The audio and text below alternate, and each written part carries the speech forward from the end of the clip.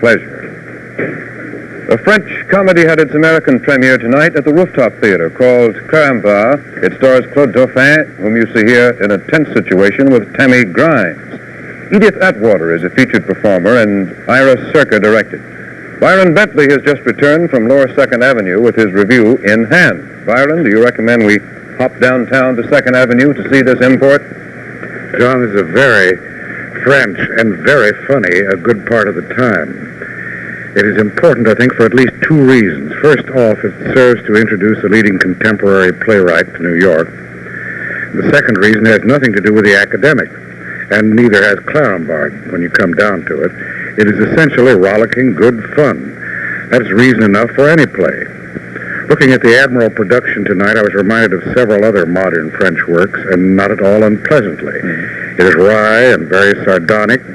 It reflects a thoroughly disenchanted outlook.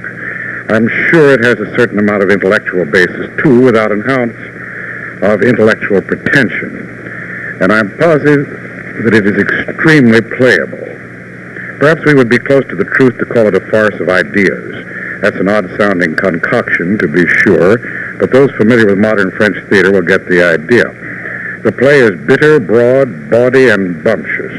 Nothing is sacred in Mamet's outlook, but the audience is right to a good time.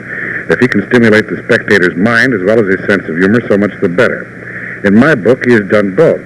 But basically, he's a practical playwright with a keen wit, a racy tongue, and a gay sense of the grotesque. I have no basis for comparison with the original French version, but tonight's was extremely well done in its own right. It was acted by a gifted cast and topped off with a piece of character acting by Claude Dauphin that is certainly out of anyone's top drawer. We should pay our respects as well to Tammy Grimes, who's certainly the most delightful little prostitute I've seen in the theater in a long time, Alvin Epstein, Edith Atwater, Ruth McDevitt, and Will Coulova. Claremont is Gallic spice with more than a grain of salt, and it is all theater. I see you're back in gray flannel tonight. Yes, I didn't have time to change my uniform. Tuxedo not dirty again? It was an early curtain and a long trip. You'll have a long weekend. See you Tuesday night. Thank you. I'm Victor Borgia. I'm at the Golden Theater in comedy and music.